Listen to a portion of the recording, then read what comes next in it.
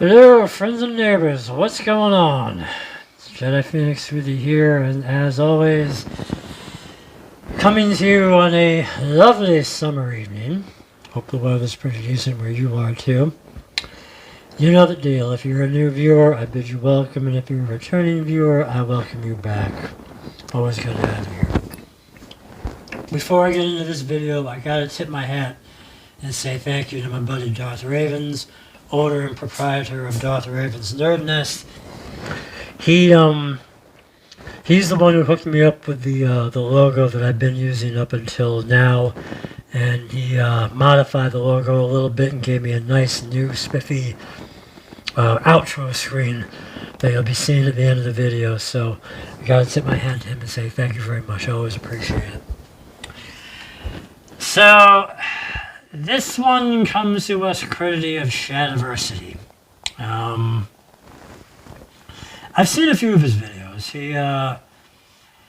His big thing is he takes a look at a lot of medieval weaponry, swords, bow staffs, armor, that kind of thing. Talks about how effective it is, or if it isn't effective, as in the case of nunchucks, which was a video that he did a while back. Pretty popular channel, actually. He's got some good stuff. Every now and then he'll do a video on a lot of pop culture weaponry and techniques and how effective they would be or wouldn't be in real life situations, such as the old thing about tying a rope to an arrow and firing it, to stretch a line across, if that would work or if it wouldn't. And one of his latest videos, he talks about which lightsaber design is the best.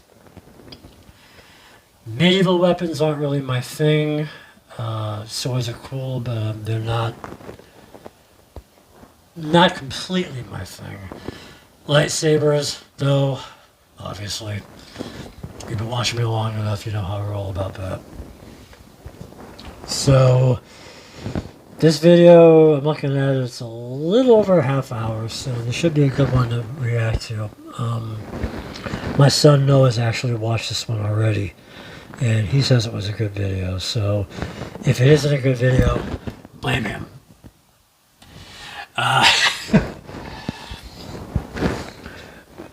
What do you call it? Depending on the structure of this video, I'm either going to be talking while the video is going on, or pausing the video and giving my comments. I'll try to keep it brief, but I'm sure I'll have something to say. So if you want to watch the full video in one flow without interruptions or my commentary, I'm going to leave a link for the description for that video in the link for that video in the description of this video. Got it? Good. Okay, let's start recording now. Okay. See what we got.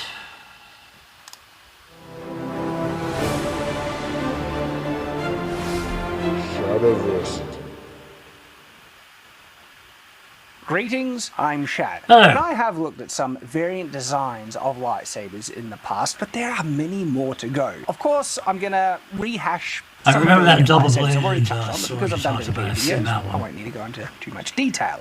Now, in regards to the singular lightsaber, it is about as basic a design as you can get in terms of a sword-like weapon. Handle plus blade, laser, plasma thing. I do Crystal. have multiple Crystal. videos where I discuss the reality of having a, blade of plasma would actually do to a human. It would make them explode due to explosive expansion, converting the your liquid blood into gas instantly. Don't take So the fun insanely out of hot. it. Come on, man. And this is confirmed that they're insanely hot when Qui-Gon literally tries to melt through a blast door. In this analysis, I'm going to be looking at the utility of lightsabers based on how they function in the way that they're depicted. So they cut and they cauterize, and even though they don't because they don't actually cut. They should melt like a line this thick through someone. Yeah, they burn. Let's just pretend they cut. And in that regard, But they're let's laser not argue swords. semantics. First lightsaber, as I mentioned, that's kind of our basis, our baseline level. And in all honesty, it works, but it's not my favorite design. There are a couple of things lacking in it. And my criticism with this carries through to many other lightsabers that only have a slight variant on the first one. So if we look at, say, Count Dooku's lightsaber design, it's curved. You know, give you a bit of a better grip, granted, but that's kind of it. He wields it in a weird way, though. He wields it down like that, so like it's like He holds it like off his grip. Is it like? He wields it. Oh, so it's curved and it's kind of forward a bit, like Yes. like a gun. That's interesting. That wouldn't be a terrible grip. Yeah, for for a sword. fencing. In fencing, there is a type of grip on. That's certain, exactly why he has that foils. kind of I curved forget some of handle. Look, I study historical, sword fighting, not modern day fencing, and so I'm not up to date on all the terms between a foil and a saber. And I know there's like a saber in fencing is different to the foil in fencing, different. But there is almost like a pistol grip handle in some of sabers that they use in modern day fencing. Like it obviously works, okay. So you can so a design where it points the blade a bit forward. That has some utility to it. In actual fact, there are blades that have a forward curve, and that gives you more leverage in the cut. What's interesting is the drawback to having a forward curving blade is that it can knock you out of edge alignment when you cut, but that's not really a problem with lightsabers because they don't have an edge. Exactly. And so a forward curving design might actually have more benefits than detriments. They can't really bend, can they? The blade doesn't bend, but the fact that it's curving forward from your grip, when you hit down, there is a possibility of messing up the edge alignment. That's why even having a blade that curves back, that can have a benefit in assisting or encouraging draw cuts, but you don't need that because lightsabers cut brilliantly well. Now, when it comes to getting in the bind, you might get a little bit more leverage with a forward-pointed lightsaber from your grip, and that can also assist. So if you've got the handle and it's forward-pointing, that can assist when you lean forward to try and curve around someone, the opponent's lightsaber, to strike them. Really, this one would come down to personal preference, where you prefer a straight lightsaber or a forward curving one. And I think any Dooku's the only lightsaber one that has a comes forward down to curving one. personal preference. Is it Ventress or Charge the Ventress. a Ventress lady? She has forward curving ones. He's not a big Star Wars Let's fan, go I on don't to think. Darth Maul's one. This is one of the next most iconic If he's messing the names lightsaber, up. the double-bladed lightsaber. Well, I have a dedicated video on this one in which I basically find there's far more I've seen that utility one. to that than, It's worth a you know, look. you It might really think. is. And the fact that a lightsaber beams If I hadn't can seen that one disappear when already, I'd it's already turned off, reacted to makes it. it much more easier to carry. You have the option of doing one beam or two, which gives you a larger handle with more leverage. In terms of the historical comparison, there are types of swords in history that had an exceptionally large handle in proportion to its blade. The Nagamaki from Japan is an interesting example, exceptionally large handle. In terms of Europe, we see less examples. You could maybe say a type of sword staff that had a much shorter shaft could qualify. So there are definitely historical precedents for that type of weapon. And with the double-bladed lightsaber, you have the option of a large-handled single-bladed or a double-bladed weapon, and then you get all the interesting advantages that I talk about in the dedicated video. So I actually really like the double-bladed lightsaber in terms of all the different lightsaber There you variants. go. It's probably one of my favorite. I think it's really cool. And when it gets cut in half, it still works. It still works. Once that does. Well, look, I wonder if it's because it cut far enough down that it would have only damaged that. No, I think it was because he lost the other There are half. second mechanisms, yes. Because we're on the double-bladed one. If he I didn't wanna talk lose the about some of second variants. half, he would be able to use it. Except the Inquisitor one, because I do want to say that to last. But one of the most bafflingly dumb variants I've seen on it is the evil Rey's lightsaber that we see in her vision on, is it Rise of Skywalker that we see that one? Yeah, Rise of Skywalker. I've got a dedicated video on how incredibly dumb that design is, but basically it's two lightsabers I that might are side by have side to watch that that can one. be used side by side or flick out into a double-bladed lightsaber. And you would just have the double-bladed lightsaber literally gives you everything that the double, like, because the utility of having two side by side is bafflingly dumb. again, look at the video as to the reasons why. Okay, before we go into I might have to one of check the that final one out. variants of the double blade lightsaber, the Inquisitor one, yeah, let's talk about some more of the variants of the normal lightsaber. And this first one that comes up, look, even if they might have done it as a bit of a cash grab for to have something different and something unique, to me it's one of the most obvious additions to the standard design lightsaber. It baffles me that no one thought of it or did it before, and it creates a bit of a plot hole, and that's Kylo Ren's crossguard lightsaber. Crossguards are really useful. There's a reason why they were put on historical swords. They're great. I've always had this bone to pick, but I've never spoken up. So here it is. Okay, go on, Scott. Crossguard lightsaber, right? Yes. It's clearly got 2 bits of exposed metal that act as an exposed. Okay. What if that gets cut? Is it lightsaber resistant? And if it is, why not just make your whole get up out of that stuff? All right. How does it work? Okay, I'm glad you brought it up because this is actually a controversy that came around when this lightsaber was revealed, and people were saying it's done. I'm gonna see what he chopped has in to half. say. I got a So one of the point answers is to lightsaber make on material. this one. Why don't people just wear the whole lightsaber resistant material? Sometimes they do. Darth Vader is one. His outfit is lightsaber. He gets a full-on hit on the arm in The Empire Strikes Back from True. Luke, and it tanks it. He, like on a regular person, that should chop him in half. He hurt. He goes, "Urgh," but he survives it and then gets right back into the fighting.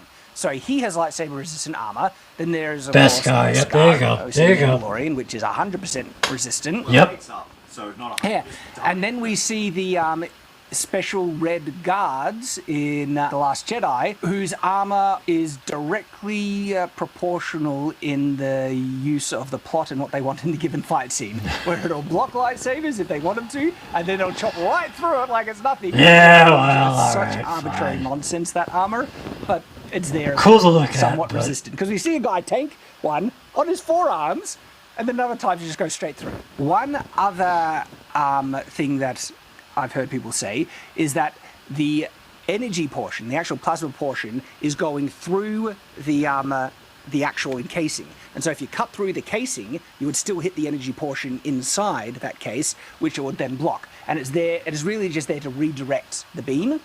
So it would damage it. And the problem is then, if that's the case, you could screw up the entire thing, because remember, it's a lightsaber like this, right? And it comes down to the side, and then there's that casing. If you had a lightsaber slide down, you could shave off the top of the first casing here, and the side casing you shave off the top there, and if it's there to redirect the flow, you would just have like this spewing out thing.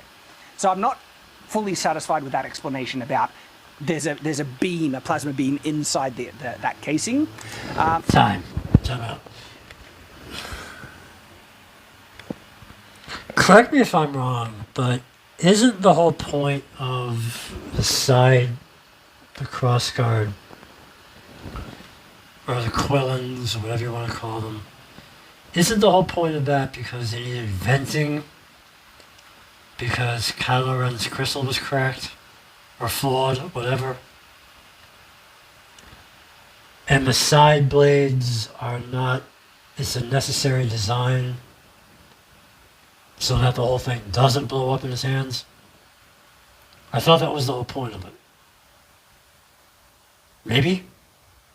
Maybe not? Bueller?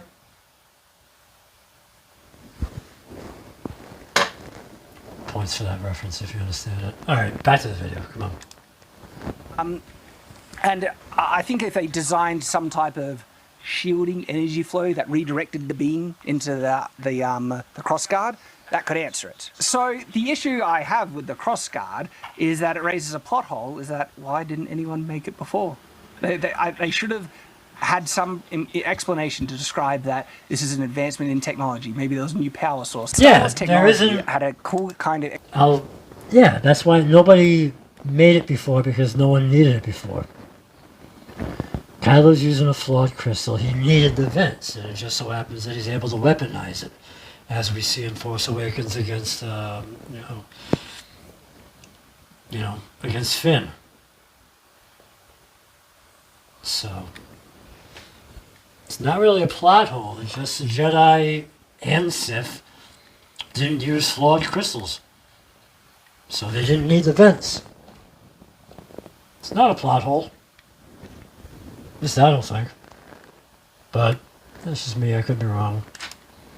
Explanation that the explanation was it reached a plateau, This is why not more advances were coming about, but that's also why when you go back in time, most of the technology is pretty much the same, especially between the prequels and the primary trilogy. But of course, when you go back really, really far in the Star Wars expanded universe, which is now uncanon, you have technological differences like the proto-lightsaber, which needs a power pack. And look, if it functions like a normal lightsaber, the proto-pack, yeah, it's interesting. I think the cord would get in the way a little bit, but not as much as the issue.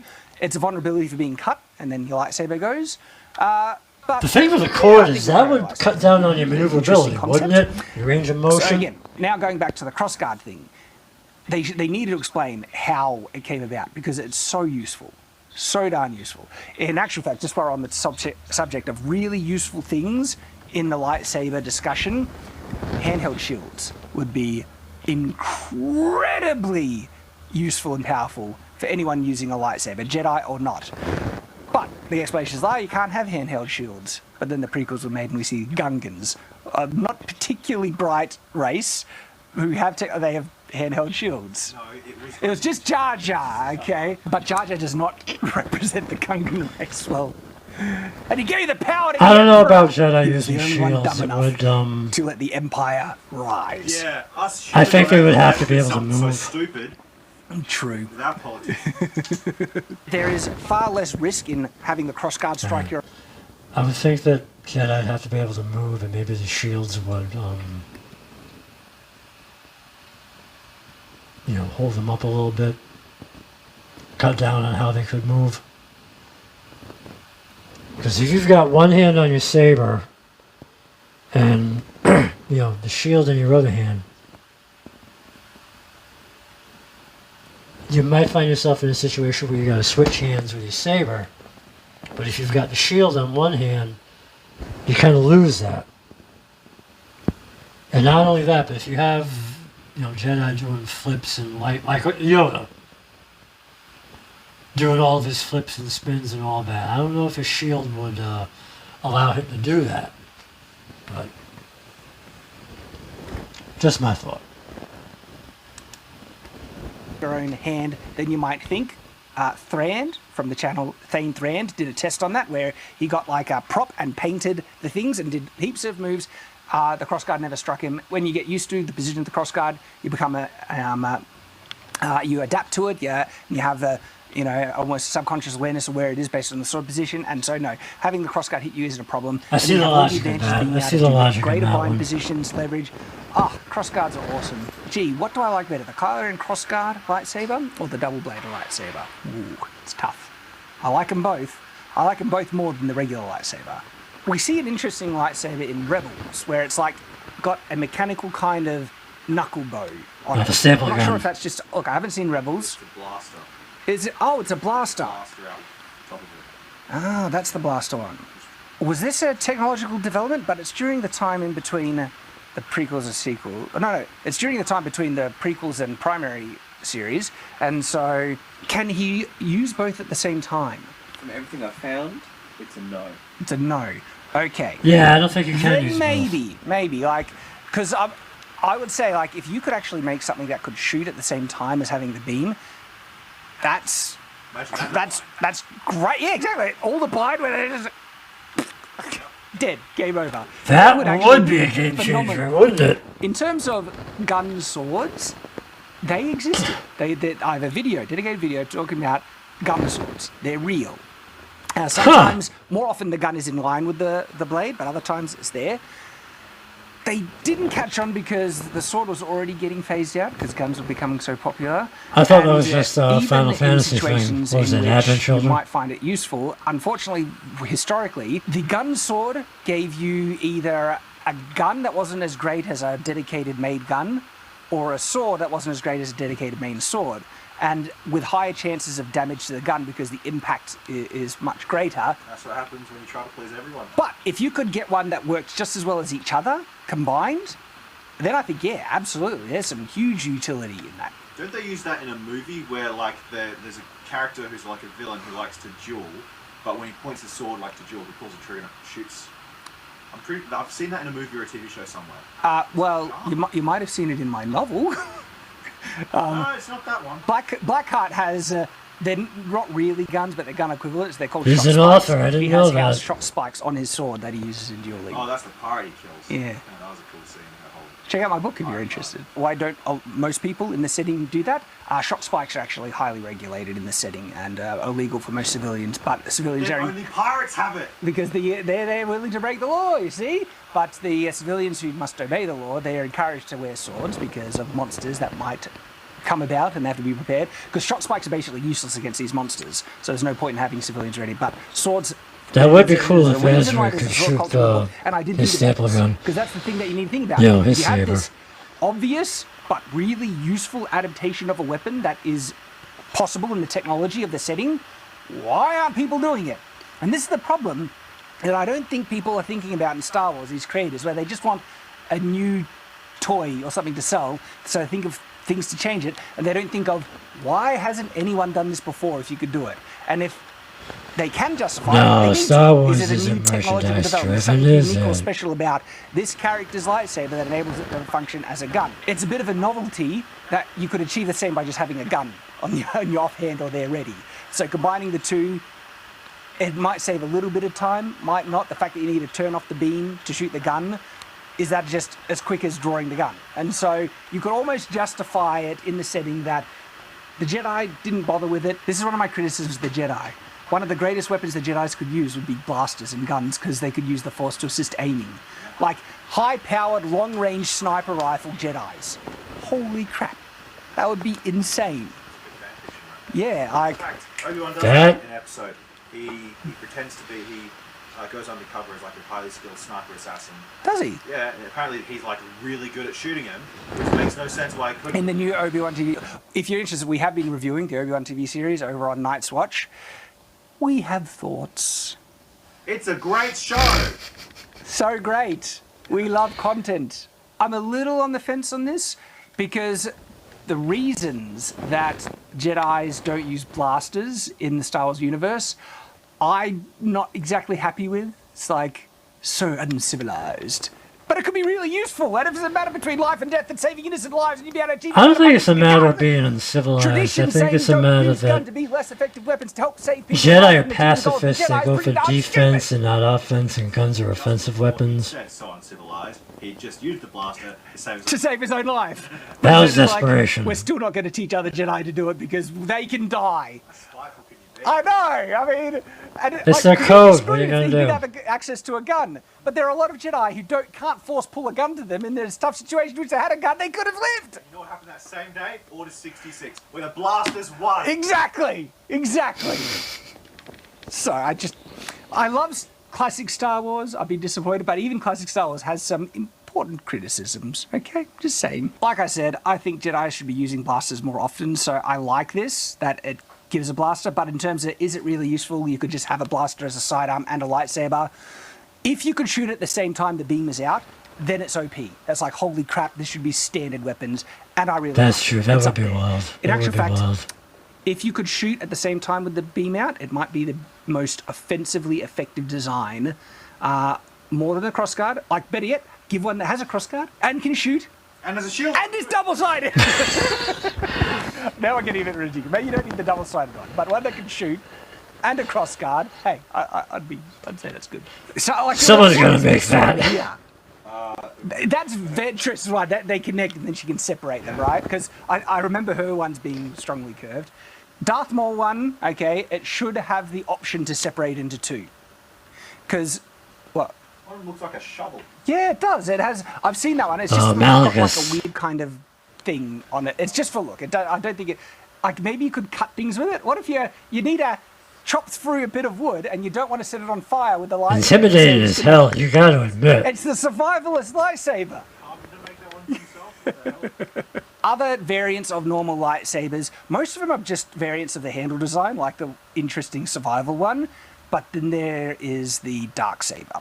Look, I have a dedicated video on the dark saber, and I might have to look at that one. We'll see. Basically, I don't an know. edgy version of a normal lightsaber. There's not real great advantages. It has a weird kind of crossguard. If that crossguard can protect it, not crossguard. It's got like a angled, small variant of a discard. It's like rectangular. However, the blade is thinner And I did mention that in my review. By having a thinner blade, it means it might be able to cut through resistant material quicker. I don't know if that justifies it, because you're fighting against a regular person. Is it, it seems like it's a more powerful version of a lightsaber. it gets heavier as it cuts apparently. But I still prefer crossguard. I prefer the gun shooting combo, and probably the double-bladed one as well. So it's on the lower end, but there's interesting things to be said about the Darksaber, I admit, and I have a dedicated video on it if you want a deeper dive.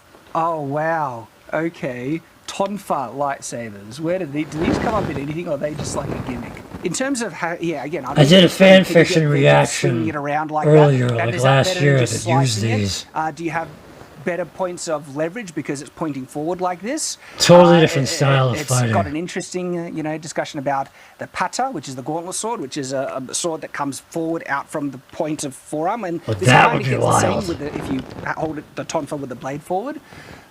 I would be That worried would be about. Leverage would be a big problem. Like if you try and get in the bind, right, and it's pressing, they could rotate it in your hand much easier than if you're holding it in your fist. That could be a major fatal weak point in that design. Well, you can hold it from either end, you can hold it from the long You can. So there's a question where you don't need to hold it in that end. So then what's the point? Don't know. So let me know what you think in the comments below about Tonfa lightsabers. Just thinking about it, we'll see. Okay, whip lightsaber. I'm not a fan of the whip. Having a kind of I don't second know. sense of location, Something about it. and being able to control things supernaturally to a crazy degree, it would not only be helpful for this type of weapon, it's actually essential. No regular person would be able to use a God, no. A normal person would cut themselves in with half. full confidence of safety. And you might say, hey, there are master whip users who can have perfect aim and everything like that. Their whips don't cut through everything. Like, what about when the whip lands on the ground? Are you just going to damage the ground? Like, you could not... Even masters have a chance of losing control. Yep. If you lose control of this weapon, there's a chance of just instant death. No. Like, by itself, without superhuman control, it is a ridiculously dumb weapon. All right. Yeah, now not let's a think fan. about Jedi. I'm not a fan. Maybe. This is still a tough one, because there are elements you wouldn't be able to control, because you can control it as much as you want, but it's a flexible, flippy around thing that as soon as it hits something or an opponent manipulates it against you, you can't control your opponent. You might be able to preempt them with precognition, but if they're fighting against another Jedi-like person, they could turn that weapon against you pretty severely. Can it go hard and soft? I don't think so. Technically, there is not depicted in many Star Wars things dynamic use of lightsabers, like lightsabers changing their form, shape, size dynamically in combat, and so that's why I say most likely the whip would have to remain flexible. The problem is hitting the ground. Like, even if you're a Jedi, just have some respect of other people's property. If you're on the outside, that's fine. But she's a Sith. Sith, okay, man, she's just fine, just melting the ground around them, everything, because you You're a can't Sith, wrap you're not up gonna holding care. your hand. And Property damage? The only ways to Please. really avoid hitting a lot of things around you and the ground is turning it off every time you're not whipping it. But then that restricts your use. Okay, you would have a really interesting range of threat with a whip lightsaber. You could keep him at bay quite a lot by whipping it out and everything. Those types of attacks, and this is where I give some credence to the whip in Castlevania. I have great skepticism on the utility of long bull whips in combat generally, and there are some people who try and say it's a useful self-defense weapon. Massive doubt in regards to that. But the way that they're used in Castlevania, it's a blessed whip that only needs to touch a vampire to make him explode. And so it's a longer range weapon that you can instantly pull back and reset. It's like a throwing dagger that you can suddenly get back in your hand and just whip it out and flick it again. And in that utility and context, it's actually far more viable. It would be a very difficult weapon to defend against because it's so flexible. If you tried to block it, the whip has a very high chance of just whipping around and cutting you anyway. That's one of the biggest utilities of it. Would be a very difficult weapon to defend against. And people might say, well, then a regular whip has... Yeah, someone cracks a whip at you, you not back as much off. as you might think, because because the regular whip can't cut through everything. If you're hit on any other part of the line of the whip except the very tip, it's not going to hurt very much. It's only the tip that cracks the speed of sound that can have the really high ouch. Only when done with a specific. Yeah, and if you get inside, Maybe, but I'm not going to try it out. You could. I'm not going to nullify test that the effect. theory. But anyway, that's regular whips. A lightsaber whip doesn't have that issue at all. Any part of the whip you get touched with, you're cut in half, which is okay. That is pretty devastating. That means it has a very wide range of offense. Just these whole, I could do wide ones, you could do sharp snap ones. But I feel like it'd have the same problem once you get inside of that. If you can, there's no what do you call it, leverage they can actually apply. The leverage is a big weakness.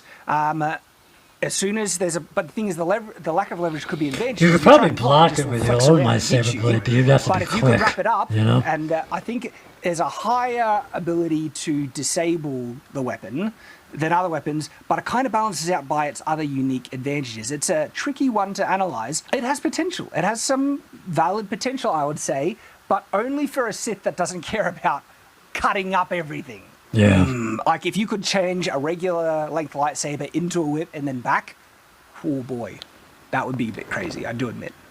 That would be nuts, actually. Imagine like you strike down and they block up and then you just turn it flexible and it just cuts through. That would be So, different. okay, the whip has, it's a bit of a wild card, honestly. It could be great, it could be, it's hard to say. It's hard to say. All right, so finally, I think we're coming to the Inquisitor lightsaber. This ought to be So, interesting. there are two kind of either depictions or modes of the Inquisitor lightsaber. From this picture, this really looks like the circle can be folded in half. When I first saw it, I thought, is there just like a half circle version, a full circle version? But it actually looks like, no, they can fold out into the full circle. It's... And some just wear it in full circle mode, and some just have it in half circle mode. Why does it have the circle? It's so it can spin, because that's a good trick. Is it Isn't it? lightsaber? Yeah. Spin's a good trick. Lightsaber resistant though, that metal. I see what you did there. Must be a good cross. It would need to be. If not, like, I don't mind having a lightsaber with like a knuckle bow guard of lightsaber resistant material. That would be cool. Put a blade. Yeah. on it. Just an extra Best guard, utility. knuckle guard, I can I'm not see against that. I have interesting thoughts on the spinning utility. One, you would need to hold it on, like, if you hold it front forward on, okay, you have the massive opening in your hand. You're not blocking really anything if they just strike. And it's not just small, it's a big circle like this that is spinning around. And so if you're just trying to offend the edge, I don't really see the point if you can just have a regular lightsaber and cut on the sides like that. And so to protect your hand, you would then need to spin it on a side. It'll be spinning like that. That's And true, because what I'm you about to say could here jab. might validate it in some people's mind. It would give an unskilled person ability to offend that plane, if you turn it on the side, spinning like that, without needing to do anything actively themselves. It's just spinning, and it's just but it's like a line of cuttiness that goes forward, where with a regular lightsaber, you would need to actually angle it to it. But the thing is, you can offend that plane if you were just talented and you had a regular sword and just cut that way and protect against it. You know that how obviously the thing can spin separate from the actual Yeah. handle where the power probably comes from, right? But what if you can get it to combine one end and the other end can come up the opposite way? Maybe. Because if you can do that, it really has the potential Okay, to do that. if they could spin separate to being, that has an interesting utility. It'll be maybe I could give it more credit if it could do I that. think the spinning But is from more for everything that I've intimidation. seen, they're always in opposition, one pointing another end, and they only spin like But that. that still doesn't make sense because it can move separate. It can be on a I mean, it would intimidate the average Joe. It Yeah, I wouldn't really know intimidate it should a be able to do Jedi, that, though. but I've never seen it depicted being able to. Not a fully trained Jedi. in the It Bible. would be interesting. Like, I do admit, there's some interesting. Actually, I would give it. Like, yeah, seriously, if you're in the bind like this and you have a blade that can just go wink, Yeah. that would be crazy cool. Yeah, because the bind gets from one angle, but if you can come Yeah. from the exact opposite angle, like, that's That deadly. honestly, that would be really, really cool. Why not do that? I don't know why. Instead, they just have it spin, and the spinning, it's like a way to offend a certain plane if you're not that skilled. And people, this is the validating thing. The Inquisitors aren't meant to be that good with a lightsaber, even though I think that's being contradicted by Obi-Wan. But the Inquisitors were meant to be really low-level ineffective, or they could only use the Force a little bit. Hey, son. And they were purposely not fully trained as my dog. full-on Sith. So Darth Vader and Sidious could just wipe him out when their use was done. Still, it doesn't make sense that if they're hunting Jedi, not being fully trained, that wouldn't make him that really tough, but then they go in larger numbers. And, I mean, in Rebels, I believe, we see a single Jedi take out, like, more than one Inquisitor. So Jedis are usually, should be trained better than Inquisitors, which, again, seems to be contradicted in Obi-Wan, the show. And if you hear the noise that's suddenly in the background, that's the rain. I can't do anything about it. Hopefully you can bear with me through it. So the dumbest application that we've seen with the spinning is actually in Rebels, and it's that the Inquisitors can kind of levitate themselves with the spinning. Yeah, It creates a gyroscopic effect. Like, it seems like a very elaborate semi-levitation device when you're in Star Wars, and they can just have flight packs or visually it's levitation cool. things. Like, why? You don't need it. You don't need it to be so awkward and inefficient when you have more effective options. The creators said the lightsabers, it isn't a spinning effect that makes them fly. They have repulsor lifts built into the lightsaber. Oh, yeah, good cope. And if that's... But why are they spinning it? They spin! They can just let it lift without spinning. Repulsors into the sabers. So either way, It's a cope. That's just like, okay, it is dumb. Let's quickly try and bullcrap a reason to not make us look so silly. I think that's more for the visual Don't have any element. sort of, You know? Yeah, I know. They don't have any aerodynamic effect angle. Exactly. Yeah. Anyway, stupid. Yes. And it could have been justified if they did what you'd said. Yeah, have it rotate. It would be difficult to control, and you'd need like buttons, and it would be really bad if you accidentally press the wrong button and it goes and cuts you the opposite way. That would be bad. But if you're super trained and you know where those buttons are by heart, you would hate to misclick. Because this is the thing, I play video games. In terms of really training yourself to get really familiar with what buttons do what, you can still accidentally press the wrong one, even after tremendous amounts of training. True. I was playing Rust the other day on the boat out in the middle of the ocean. That is true. Got out, my boat kept going. So, but these are supposed to be Force users. They're not as good as Jedi or Sith. They're not as well trained. I think there's a high chance that a Inquisitor could accidentally press the control to make it do the wrong thing. But if you just pretend they'll never make that mistake and they control it perfectly, then okay, there's some interesting utility about having the other end move along the circle freely. There's some problems with position, because the ring can get in the way of you moving and angling it, and would actually, like, literally get in the way. You would need to almost hold it like this to be able to get proper use and not have the ring hit your hands. And that makes the bind a bit, like, instead of having the bind on the forward, you need to have the bind on the side, and then you could have the ring rotate and cut up like that. And so I think you could hold it in a way that the ring wouldn't make it too awkward. You could still use it even with the ring there. So look, it's mostly dumb and gimmicky, and it's not utilized at the cool level that it could be done. And yeah, like, I come to the reason why. Why do Inquisitors specifically need such a... And I think this is just, they needed something cool and different to make them, like, you know... Just intimidation. Yeah, I'd much rather when you have something different that's justified reasonably within the world building. You know the weapon the Inquisitors should need? If they're hunting Jedi, not just blasters, shotgun blasters. Yeah, Jedi with his lightsaber. Yeah, block this. Like a spray blaster shot is... checkmate on Jedi, you know, or they'll have to dodge the only way. Big concussion rifle, you know, just kaboom! They found that even blasters weren't useful against them, so they literally just got regular shotguns because they couldn't block them. Those are the lightsabers I wanted to discuss. Sometimes there are even other more wacky lightsabers, and we might have missed one or two. Sorry if we did, but I think we covered most kind of iconic ones. I'd love to hear your thoughts. Hang on. Do you see this one? This is what is a 4! It's a 4! Anyway, thanks for watching, guys. Let me Coming soon from LGT. Different variant lightsaber. The Quad Blade. Hope to see you there, of course, and hope to see you on the next video on Shadiversity. So until that time, farewell. Alright. Stop my recording.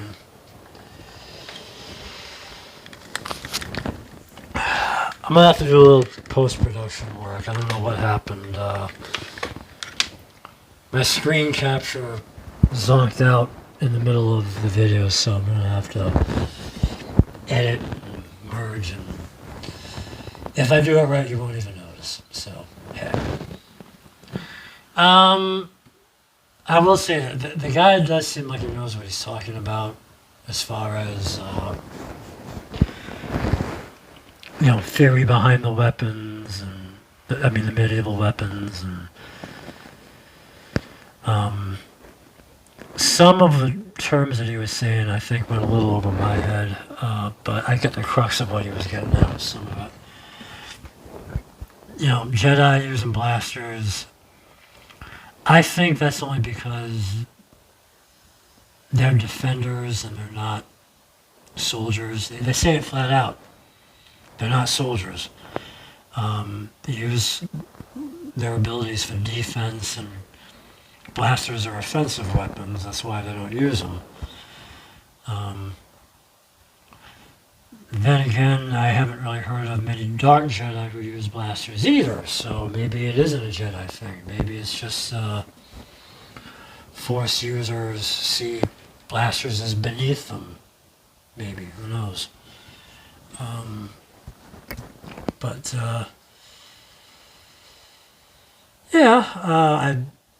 I enjoyed that video. I thought it brought up some good points. Let me know in the comments what you thought. I might give a couple of those other videos a view, a reaction. We'll see. But in the meantime, that is going to do it for this video. Leave a comment, like, share, subscribe, please, if you haven't already. I do appreciate it. As always, until the next video, please, please, please, be good, be well, be safe and happy.